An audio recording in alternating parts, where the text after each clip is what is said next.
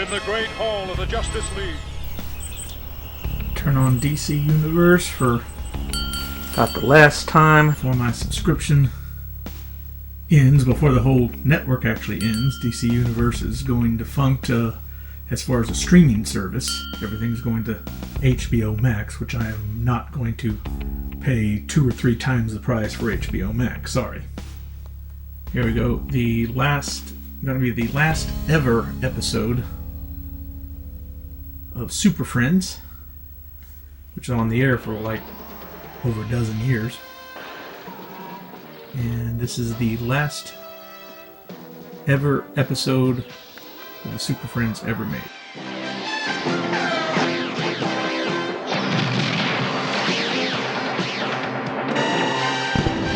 Who cares what I think?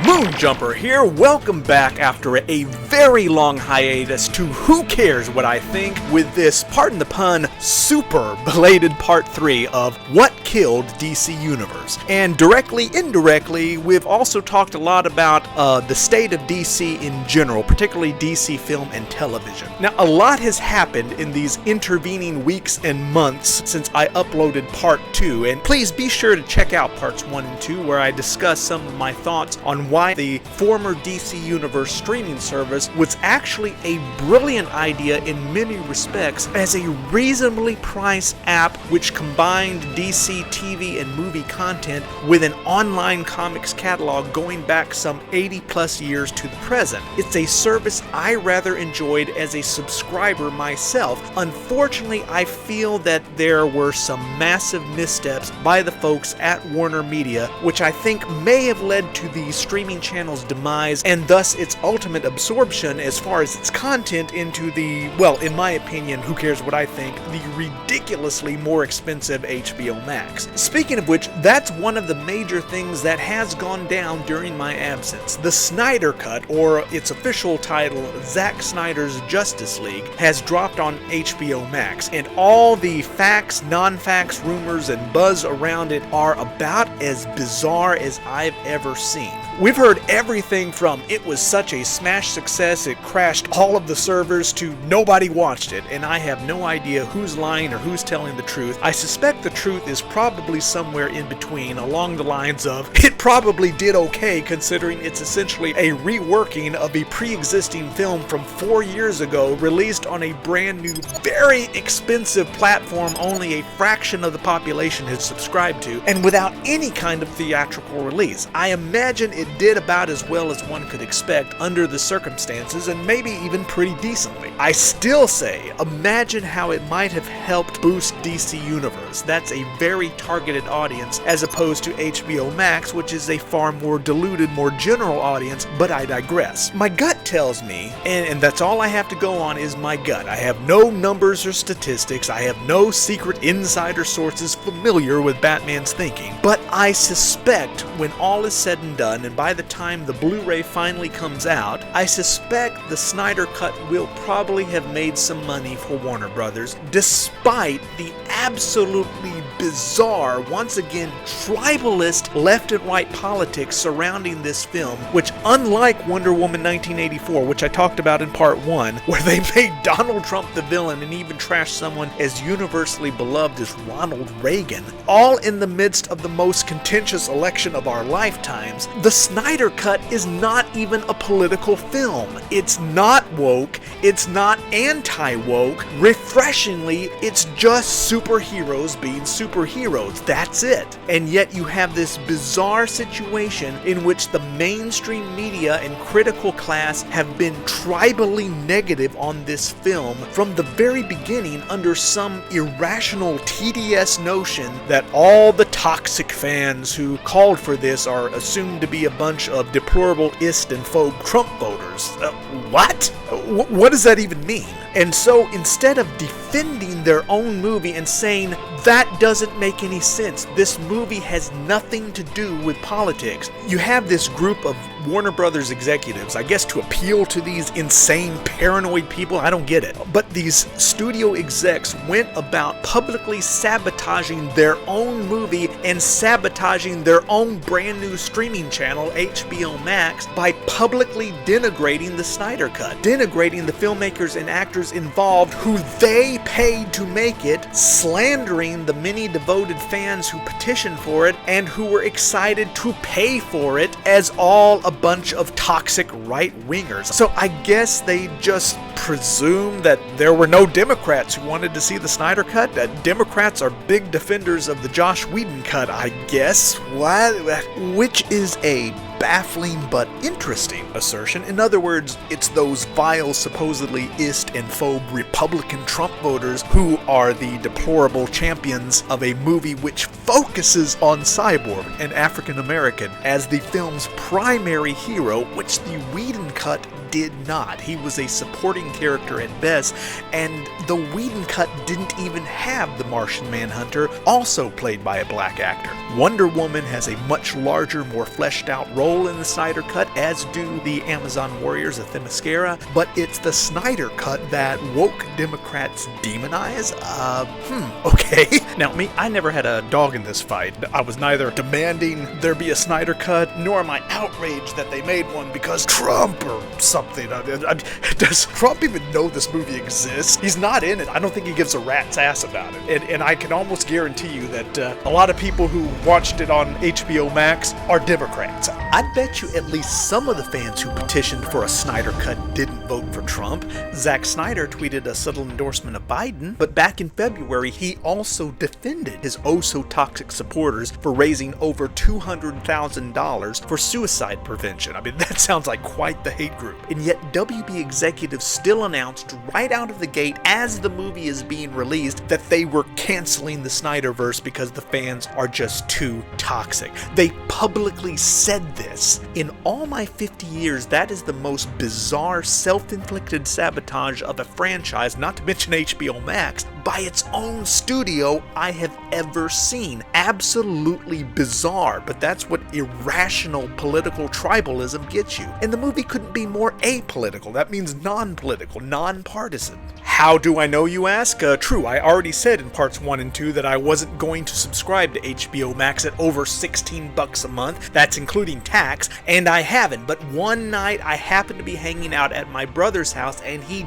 did have HBO Max, which he has since canceled, by the way, because it's so crazy expensive.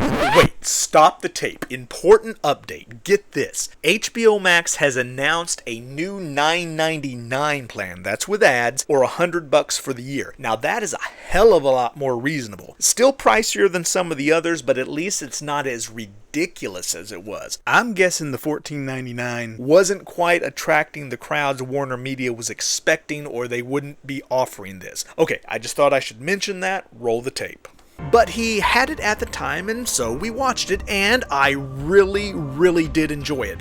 There's my quickie review. I liked it. I recommend it. It's a definite improvement in fleshing out over the previous cut, and I truly wish it had been used to promote DC Universe instead of HBO Max. But hey, meanwhile, we've had some DC stuff happening over on the CW. STARGIRL, which was supposed to be a DC Universe original series before the streaming channel collapsed, it was rescued by the CW. And the surprising thing about STARGIRL, at least so far, I'm talking about season 1. I haven't seen season 2 yet, which is about to drop on CW any day now. In fact, it'll probably already be airing by the time you're watching this video, and hopefully they haven't screwed it up. But what was so surprising about STARGIRL season 1 was how family-friendly it was, how upbeat, feel-good, refreshingly nonpartisan, and even patriotic it was. A traditional, not woke, feel-good, family-friendly American superhero series from DC that your kids can actually watch. It's stunning what a contrast this series was to all the dark, dreary, R-rated series that characterize the rest of DC Universe's original series offerings. This could have made a difference to the fledgling streaming service if they had it ready to premiere right out of the gate when they launched DC Universe, Universe, but DC Universe waited until the service was already shutting down to premiere it, and so it went to the CW instead. And it's also a pretty big contrast to the woke, hyper-partisan nature of the various CW Arrowverse series. Well, that is prior to the recent launch of Superman and Lois, which is absolutely fantastic, while its sister series Supergirl is so far grasping at straws in its final season. Hell, Supergirl is barely in it this season, at least during the first half. And that's a shame because when it first started on CBS, it was actually a pretty good show, and I've continued to watch the series after it moved to the CW. I like the characters, particularly Kara, Alex, and especially John Jones.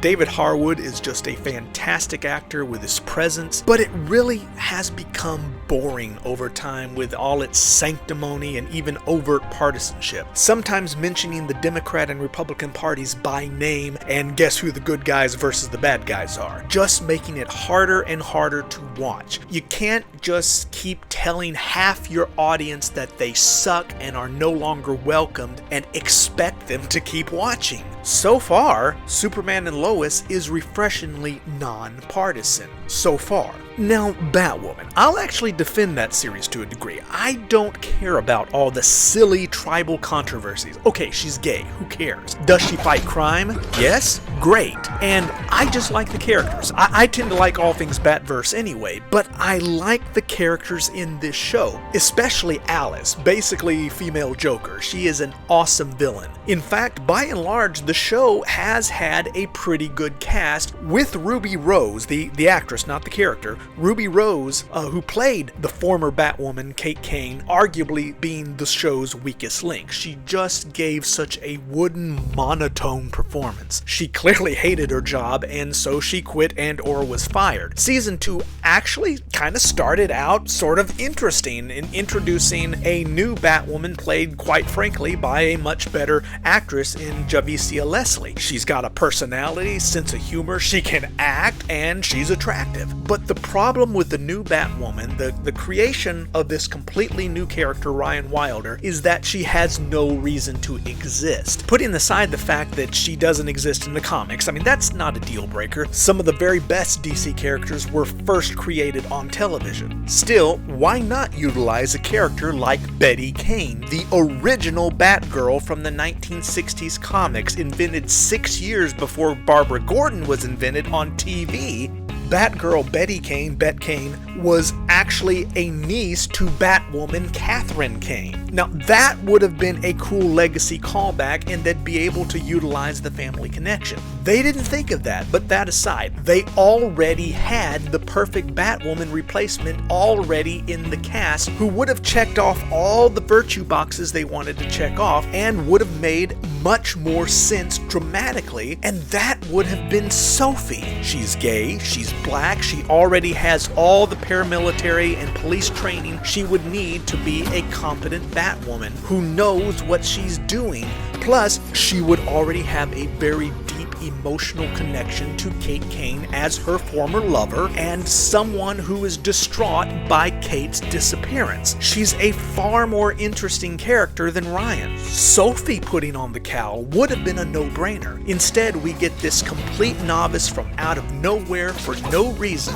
She's untrained, largely incompetent, while Sophie goes around solving crimes, kicking butt, and proving each week why she should be Batwoman, which, for whatever reason, well, apparently didn't even occur to the show's producers. They didn't think any of it through, and the ratings, which weren't high to begin with, have just plummeted, especially with Batwoman no longer fighting Gotham baddies. Instead, the villains are now the cops who go around randomly harassing and killing African Americans for no reason other than it's 2021, which sadly distracts from all the individual character arcs, which are actually far more interesting in Season 2 than they were in Season 1. But your audience won't even notice that if you are so hell-bent on alienating them. Burn it down. Again, just self-inflicted stupidity from Warner Brothers, Warner Media, and it seems as though the entire company now may be in trouble. Of course, post-COVID, everybody's in trouble, but they're not helping themselves. DC Comics, the print side, is struggling. People are being laid off. DC Universe went belly up. CNN has no viewers left. I mean, they're trying. They're still screaming Orange Man bad every night, but he's out of office, so nobody cares. HBO Max is way overpriced, even though it's not a bad streaming channel as far as content. I looked through it when I was at my brother's house, but is it doing as well as they hoped? I don't know. I can't answer that. Stop the tape. You heard my previous update. HBO Max has launched that new $9.99 plan, so I'm going to say probably no. That $15 a month, I'm guessing probably repelled a lot of people. Certainly me. I'm a tight old buzzard. Now I'm actually willing to reconsider. Haven't decided, still a little pricey. I'll probably wait until they drop a few more DC titles, but I'm glad to see them wise up and offer a more reasonable price to attract someone other than the HBO subscribers who were already subscribed to begin with. And picking up on that very point, roll the tape. All I do know is that HBO subscribers were already subscribed to HBO, so who does that leave for new subscribers? Well, DC fans, I guess, who didn't even subscribe to DC Universe. So why should they subscribe to HBO Max? I don't know, you tell me, who cares what I think. But in the week since I posted part 2 of What Killed DC Universe, AT&T has now announced that it is planning to sell off a large portion, nearly 30% of Warner Media, that is Warner Brothers, HBO, DC Comics, to the Discovery Channel, Discovery Inc. And following the merger, Warner Media will be known as Warner Brothers Discovery. Now, let's not be hyperbolic like some YouTube channels out there, oh, Warner Media's gone belly up, AT&T is selling all of it, DC is done. No, that is not what has been reported. What we're talking about is a partial merger. AT&T will still own 71% of Warner Brothers, that's a majority, while Discovery owns a 29% share for which they will pay AT&T $43 billion. It's hardly lock, stock, and barrel, but it does give the appearance, the optics, that AT&T was looking for a boost in capital to perhaps stop the bleeding. And this has just happened in the month since I've posted part 2 of What Killed DC Universe. And the simple answer, in my opinion, is some really bad decisions on the part of Warner Brothers or Warner Media. That's what killed DC Universe. Boneheaded choices. So let's go back and take yet another look at the failed DC Universe streaming service. What was its actual content? What else, besides STARGIRL on day 1 and the SNYDER Cut obviously, was it missing? Forget HBO Max and what part its launch may or may not have played in Warner Brothers deciding to shut down DC Universe. Let's say HBO Max never existed. The question here is, did DC Universe itself have the content needed to attract and maintain a viable audience? What other additions could have made a difference? Was any content it did have off-putting?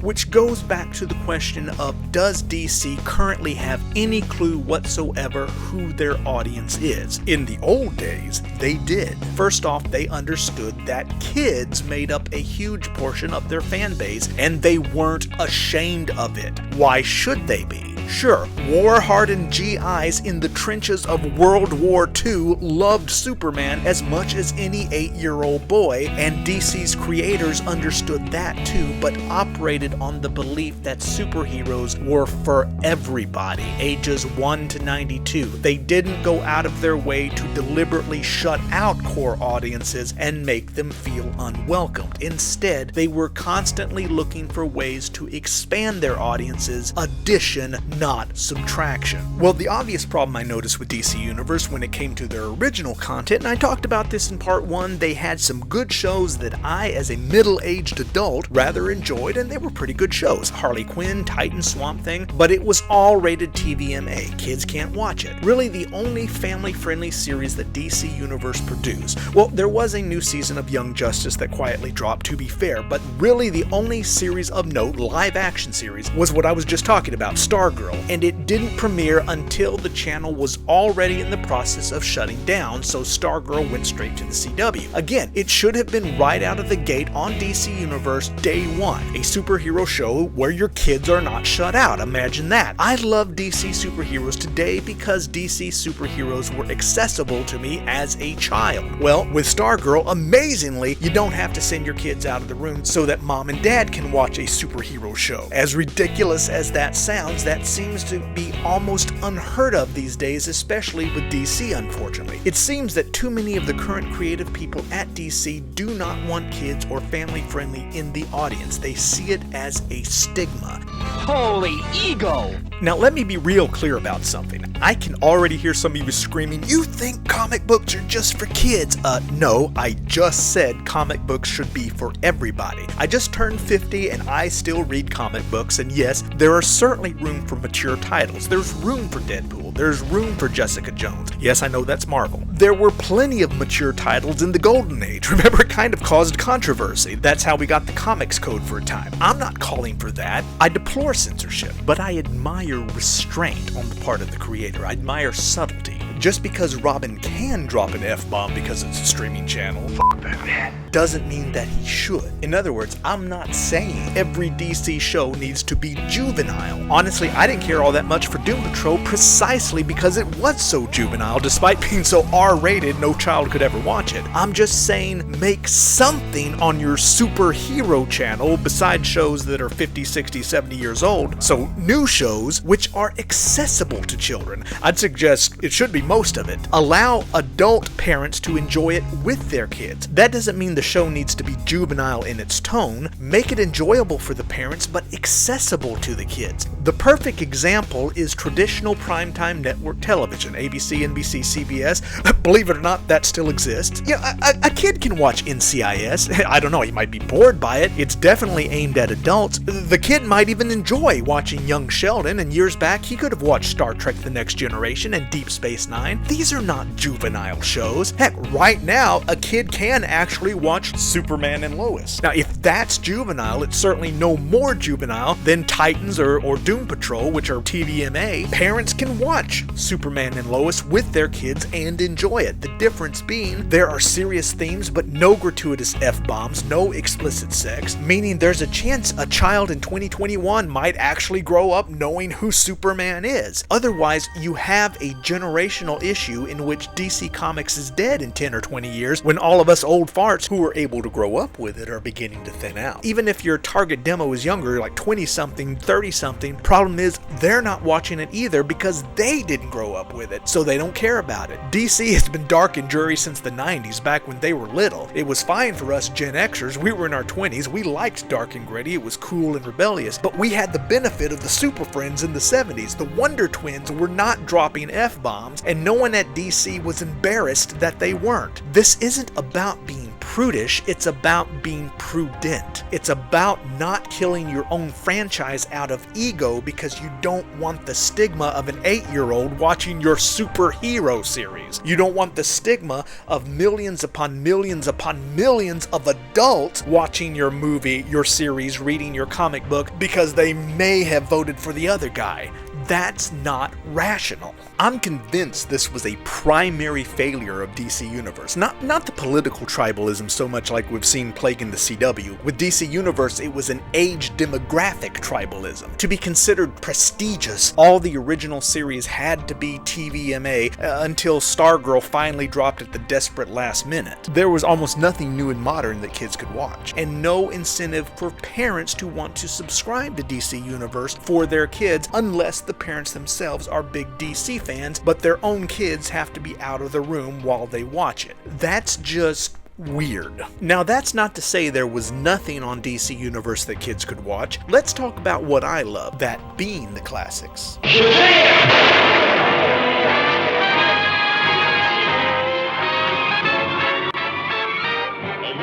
One of the coolest things about DC Universe was its online comics catalog. To be able to read a rare comic book from the 1930s without spending a fortune or risk damaging it just by opening it, while simultaneously having instant access to classic TV series on demand. George Reeves' The Adventures of Superman, Linda Carter, Wonder Woman, most offerings of the DCAU from Batman the Animated Series to Justice League Unlimited, even real rarities such as the 1970s Shazam series. Sadly, DC Universe did not include Shazam's sister series, Isis.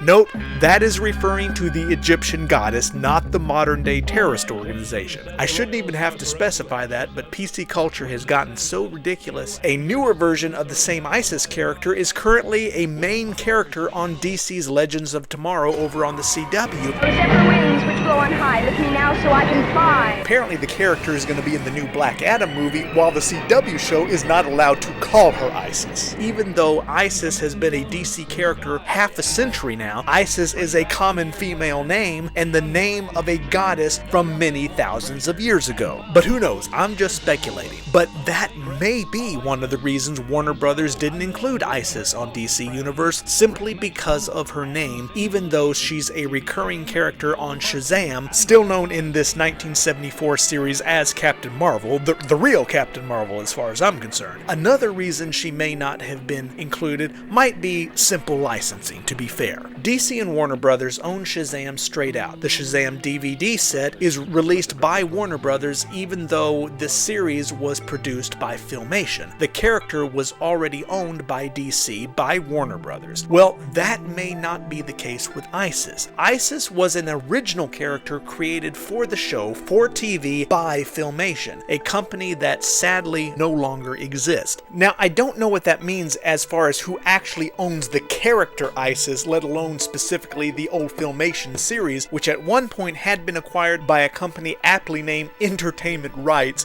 which also distributed at least two other Filmation cartoon series which featured Isis as a character, Freedom Force and Hero High, both of which aired as segments of larger DC-related power hours built around Batman and Shazam respectively. Well, that company was eventually bought out by DreamWorks, which in turn is now part of NBC Universal, which according to Wikipedia, so take that with a grain of salt, appears to hold the distribution rights at present, not Warner Brothers, and I'm guessing that is probably accurate. So I could certainly see there being a complicated licensing issue. Nevertheless, somehow Isis was still adopted into the mainstream DC continuity decades ago. She appeared on Smallville. She's currently a main character on a CW-verse series, DC's Legends of Tomorrow, although using the name Zari instead of Isis. It was only in recent years, because of the completely unrelated terrorist group, DC stopped using the character's actual name,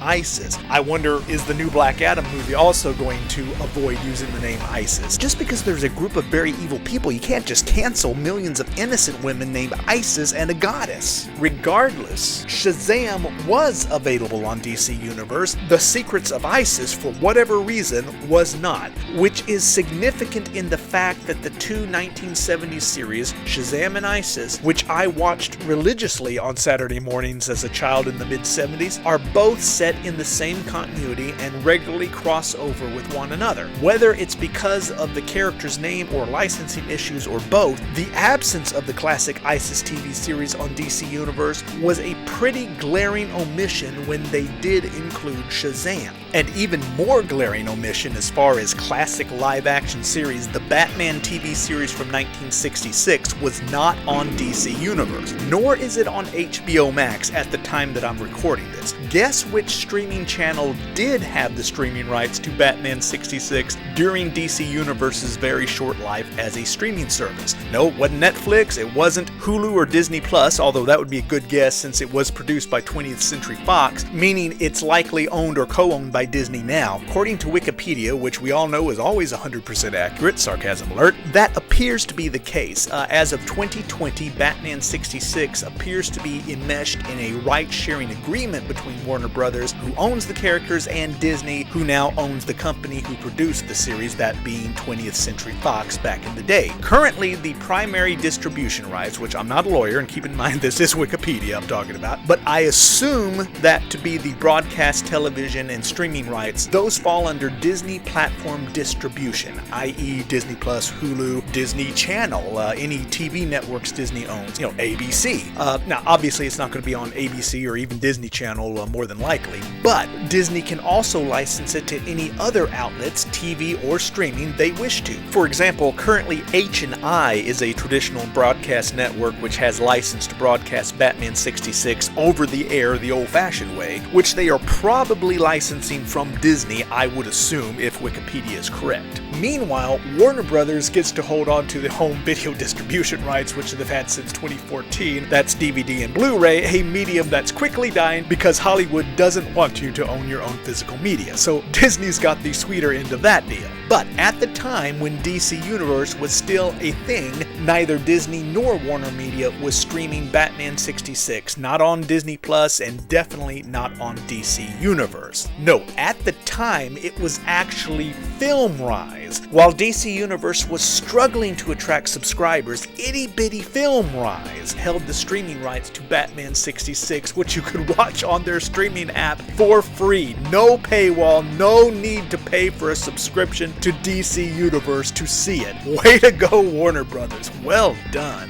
Hey, I'm not complaining. I mean, give me free with ads any day. I'm just a passive observer trying to speculate what may have gone wrong with DC Universe. Now, apparently, as of 2021, things have changed. I've noticed that Batman is no longer available on FilmRise, so that license may have expired, and I suspect Disney is probably pulling the strings, although let's not forget that Warner Brothers still owns the character. There's probably some push-me-pull-you going on there, so we'll see where it ends up next. Disney Plus, HBO Max, some other streaming service, but DC Universe sure lost out right when they needed it. Yes, it's a silly, campy series, seems completely outdated, but to this very day, people love it. And part of that, I think, is probably due to the beloved iconic status that the late, great Adam West had later in life, his self-deprecating humor and association with Family Guy, etc. Even younger folks know who he is. And I maintain that Batman 66 still holds the record for the coolest, most iconic Batmobile ever. People still love that series, and it's a great show for young children in particular. Even after 50 years, even millennials and Gen Z, they're actually familiar with this show and might even want their own kids to watch it. And DC Universe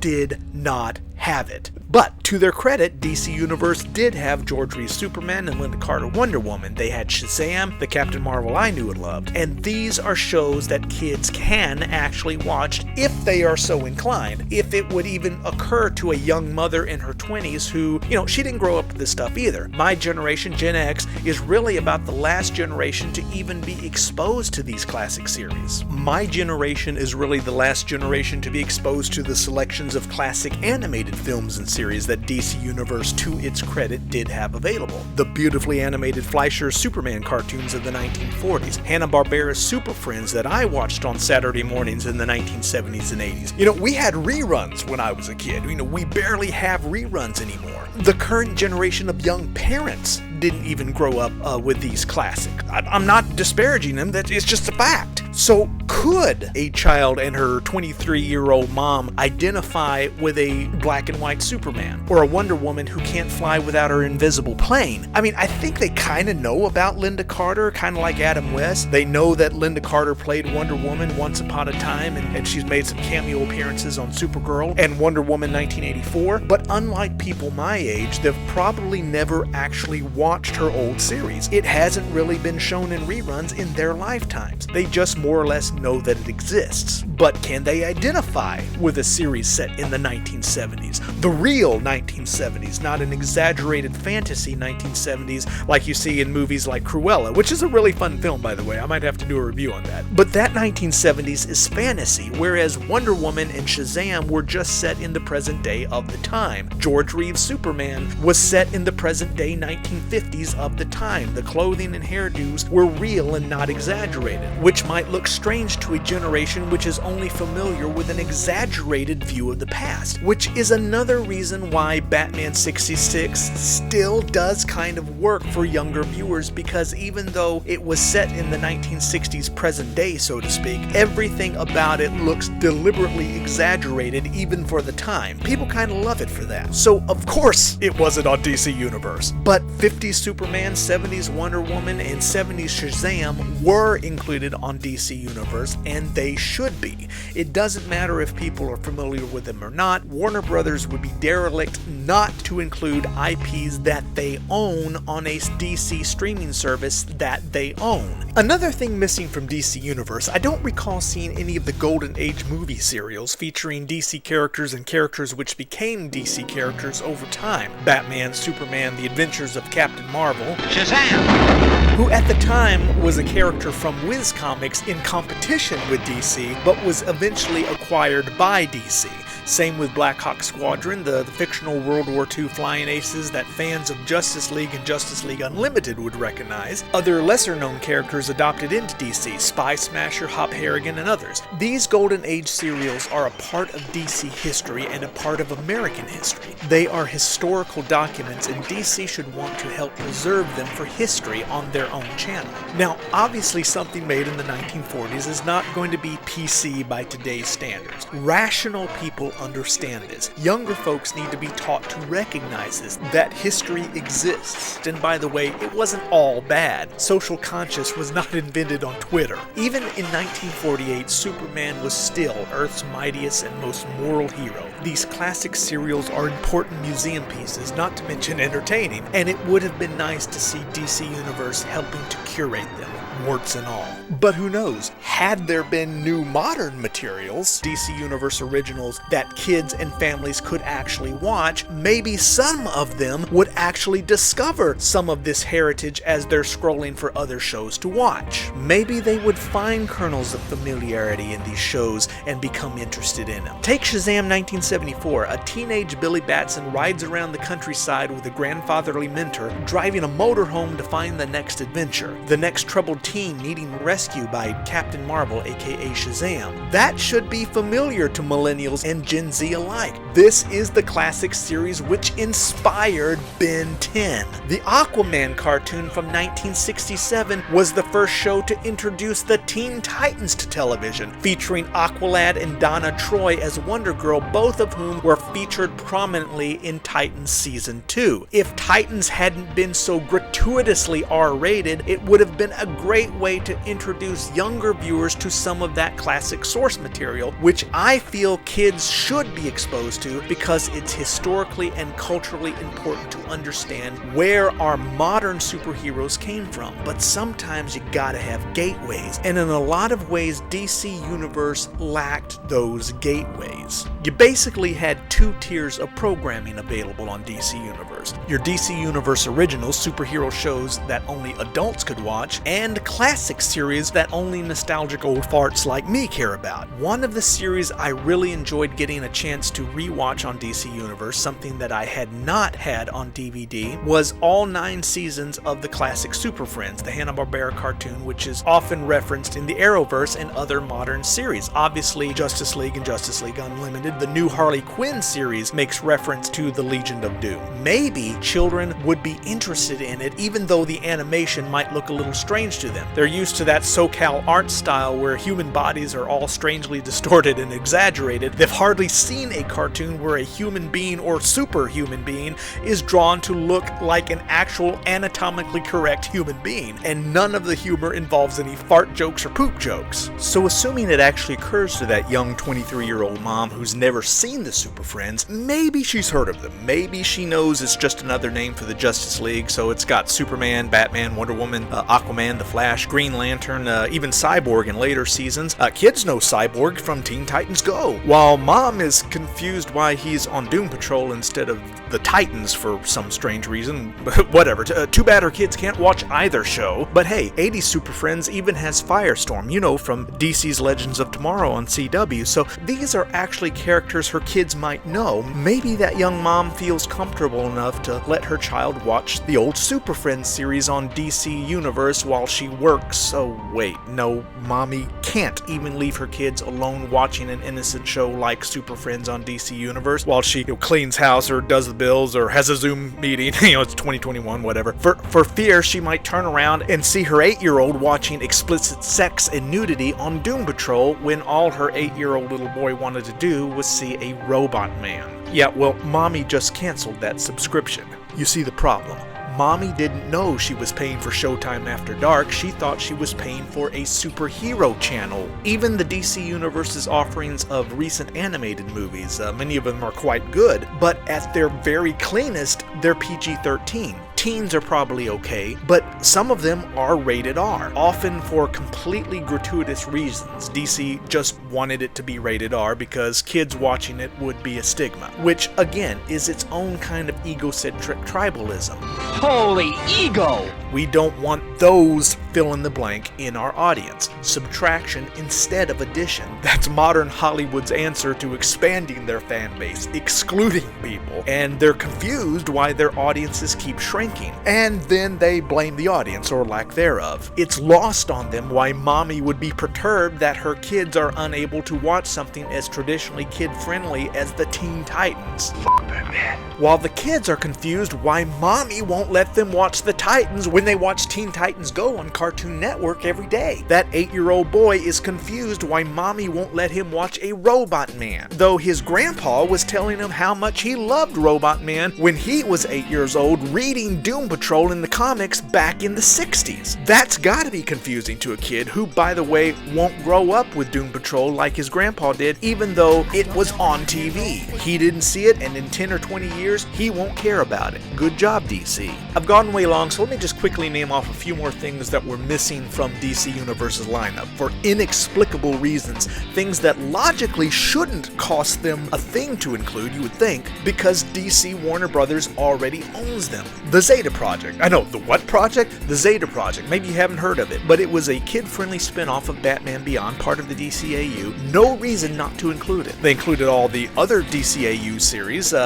except Gotham Girls. That was a web series they could have included. Currently, the only way to watch Gotham Girls is if you happen to own the old Birds of Prey DVD box set. I think they had Birds of Prey, but they didn't have any of the Arrowverse shows in reruns. Their lawyers apparently unable to secure the streaming rights from themselves, from their own studio. They had the 1990s Flash, but not the current CW Flash. The 1967 Aquaman cartoon from Filmation, which actually is now on HBO Max. I watched the first 4 or 5 episodes on DC Universe. I was loving it, and DC Universe pulled it for no reason. It was gone. Not a single of the modern DC films, not even something as old as Man of Steel. That was 2013. You'd think those Warner Brothers lawyers could have managed to license the streaming rights to an 8-year-old movie from their own studio? Apparently not. These kind of omissions were a dereliction for a streaming channel calling itself DC and expecting people who know DC to pay for a channel calling itself DC. It doesn't matter how popular or completely obscure it is. If you own it, just put it on there and leave it on there, right, Aquaman? Somebody who is paying for the channel will watch it. Shouldn't cost you a thing, Warner Brothers, to license it from yourself, but, it makes the channel more valuable. There's other creative things DC Universe could have added to their lineup, things that logically shouldn't cost them anything because Warner Brothers already owns them. The Hanna-Barbera superheroes, Space Ghost, Birdman, Galaxy Trio, the Herculoids, all of whom have even been adopted into DC Comics. Then there's Rima the Jungle Girl, a DC character featured in the Super Friends cartoon, usually paired up with Wonder Woman. The Rima character was adapted into DC Comics from a novel, which in the 1950s was also made into a movie currently distributed by Warner Brothers, starring no less than superstar Audrey Hepburn as Rima. The movie is Green Mansion, stars Hepburn and Anthony Perkins, and is part of the Warner Archives collection. DC Universe could have included that movie on the streaming service with a little introductory video explaining why it's relevant to DC. Rima is a DC character, she was on Super Friends, and she was played by Audrey freaking Hepburn in the movie. Get creative, including the online comics catalog. That was creative. Brilliant, actually. Good job on that. But then, right as DC Universe is launching, you make this big moronic announcement, almost proudly, that you're canceling Swamp Thing after the first episode. Trust me, that did not instill any confidence in people thinking about signing up. I almost didn't sign up because of it, because it was a clear signal that DC Universe was already in trouble right out of the gate. Just don't say anything. The episodes were already produced, like the Snyder Cut for HBO Max was already produced. If you're going to cancel it, hey, it happens all the time. Do it quietly and announce it graciously at the end of the season. That didn't work out like we hoped, but we still got some awesome things on the way. Don't blame the fans. Definitely don't publicly announce how much contempt you have for your existing fan base, but please sign up now. I mean, talk about saying the quiet part out loud, especially when it's so often based on stereotypes stemming from the cesspool that is Twitter. I mean, big surprise, there are trolls on the internet. There are even racist, sexist, homophobic trolls on the internet. I'm shocked. That is not real life. They are called trolls for a reason. They are a handful of unhappy slobs who do not represent the attitudes of mainstream middle Americans who maybe don't vote the same way you do, and who, yes, actually do shop at Walmart, and yes, are actually good and decent people, who not only make up a geographic majority of the nation, but are also at a minimum half your audience. At a minimum. Maybe stop slandering them. Stop telling them that they and their money are not welcome. Superheroes are for everybody, and especially, yes, kids, children. That is not a dirty word. And look, that goes the same for the fans out there too, some of whom seem to take it as an insult if you call a kid show, just because they are adults who happen to like it. Maybe you need to check your own maturity level. I'm 50 and I love Superman, Batman, Wonder Woman. I consider myself something of a connoisseur of old Filmation and Hanna-Barbera cartoons. I love them and I don't care who knows it. But I'm not under some delusion that adults were the target demographic. These shows were made for kids and I'm a kid at heart. I'm completely comfortable with that. I'm aware that for the better part of a century, children have made up the backbone of DC's audience. And that's a positive, not a negative. When did we start hating kids? Unfortunately, DC Universe, a streaming service dedicated to superheroes, seemed to forget the kids, and now it's shut down. Is there a correlation? I can't prove it, but it seems like common sense. Furthermore, while to their credit, they did have a somewhat decent selection of DC titles, and I want to re-emphasize that despite all my criticism, I'm just analyzing the problems, I actually really liked DC Universe for its selections of DC materials, new and old, and yet it's also ironic that I have a larger selection of DC titles in my physical collection of DVDs and Blu-rays than DC Universe had on its entire streaming service, and HBO Max has even less despite its continuation of newer titles. DC Universe was all DC, and yet somehow I have more DC movies and series on my shelf than they did on their entire streaming service, and they're not going anywhere. I own them. The license isn't going to expire. It's just sad that the license had to expire for DC Universe. I think it had a lot of untapped potential, but who cares what I think? From deep in the heart of Texas, I am Moonjumper. See y'all next time.